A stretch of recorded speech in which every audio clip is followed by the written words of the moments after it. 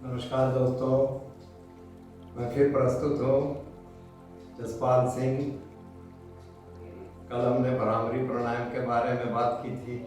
आज हम दूसरा जो महत्वपूर्ण प्राणायाम है कपालभाति, उसके बारे में कुछ बातचीत करेंगे। यूँ तो ये बहुत ही बड़ा विज्ञान है, इसे हम छोटी सी भाषा में बखान नहीं कर सकते हैं, काफ़ी समय चाहिए इसके लिए। लेकिन जो मूलभूत बातें हैं वो हम कर सकते हैं, वो मैं आपको बता सकता हूँ। वो देखिए, वो कीजिए, और मैं बीच बीच में आपको बताता भी जाऊँगा। जो कुछ बातें भी बची रहेंगी उसके बारे में हम चर्चा करते रहें। तो कपालभाति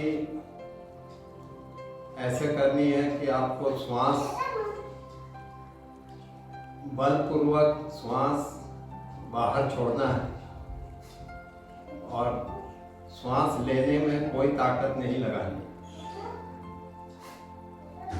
और जो ही श्वास आप बाहर छोड़िएगा बलपूर्वक, आपका पेट अंदर जाएगा और आपको महसूस होगा कि एक स्ट्रोक लग रहा है पेट में। शुरू में आप कीजिएगा। अगर आपने किया है तो बहुत बेहतर है, और नहीं किया है तो आपको थोड़ा सा समय लगेगा इसे साधने में। इसीलिए आप हिचकिचाएंगे नहीं और छोड़ नहीं देंगे, प्रयास करेंगे, आप निश्चय ही इसे कर पाएंगे। आप एक बात जानिए कि जैसे हम लोग छींक मारते हैं तो कैसे श्वास तेजी से बाहर निकलता है तो पेट हमारा अंदर जाता है। आप एक बार छींक मार के देखिए, प्रयास कीजिए, नाक से जोर से श्वास बाहर निकालिए, देखिए पेट आपका अंदर जाएगा। तो इस हिसाब से करना है, बलपूर्वक श्वास बाहर निकालना है। लेकिन जब श्वास हमने लेना है उसमें कोई भी ताकत नहीं लगानी है, वो आपका खुद श्वास अंदर जाएगा। आपको सिर्फ श्वास बाहर निकालने की क्रिया पर ध्यान देना है। शुरू में जो कभी अभ्यास नहीं किए हैं उनको यूं करना चाहिए। एक बार आप कीजिए, फिर रुक जाइए, फिर एक बार कीजिए और अनुभव कीजिए कि मेरा पेट अंदर की ओर जा रहा है। ये नाक से श्वास निकालना है, मुंह से नहीं निकालना। मुंह आपका बंद रहेगा।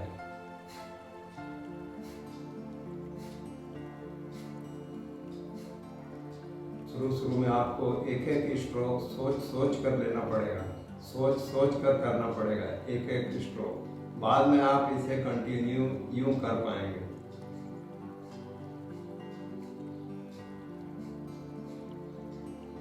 वैसे जब अभ्यास हो जाए आपका, तब इसमें हम लोग कहते हैं कि 1 सेकंड में 1 स्ट्रोक लेना है, यानी कि 1 मिनट में आपने 60 स्ट्रोक लेने, 60। अब 60 का 70 हो जाए या 55 हो जाए, उससे कोई फर्क नहीं पड़ता है, लेकिन औसतन 1 सेकंड में 1 स्ट्रोक होना चाहिए। शुरू में आप थोड़ा मध्यम गति से कीजिए,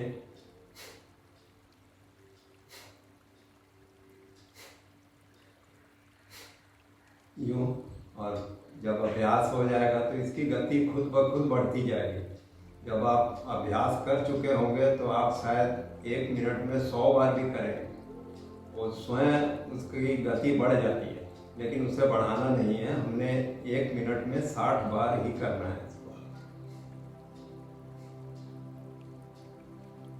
जब आप नया कपालभाति शुरू कीजिएगा तो आपके हो सकता है कि पेट में दर्द हो, ये पसलियों में दर्द हो, तो उससे कोई परेशान होने की ज़रूरत नहीं है। आप बेफिक्र होकर कीजिए। 4-5 दिन जहाँ अभ्यास कीजिएगा आपका सब नॉर्मल हो जाएगा। पेन वगैरह हम एक्सरसाइज करते हैं तो मसल्स पेन होती है, ये भी अंदर की एक्सरसाइज है। पेट चूँकि सिकुड़ेगा, फूलेगा, सिकुड़ेगा, फूलेगा, तो आपको थोड़ी बहुत असुविधा 2-4 दिन लगेगी, लेकिन आप मुतमईन रहिए कि इससे कोई नुकसान, साइड इफेक्ट कुछ भी नहीं। बस यही ध्यान देना है जो मैंने आपको पहले कहा है, उन बातों को आप ध्यान में रखते हुए कपालभाति करेंगे। श्वास को बलपूर्वक बाहर छोड़ना है और श्वास लेने की तरफ ध्यान नहीं देना, बलपूर्वक श्वास छोड़ने पर ध्यान देना है। नाक से श्वास छोड़ेंगे और नाक से ही लेंगे, लेकिन श्वास लेने की तरफ ध्यान बिल्कुल नहीं देना है, श्वास छोड़ने पर ध्यान देना है। ठीक है दोस्तों, अभ्यास जारी रखिए, फिर मिलेंगे।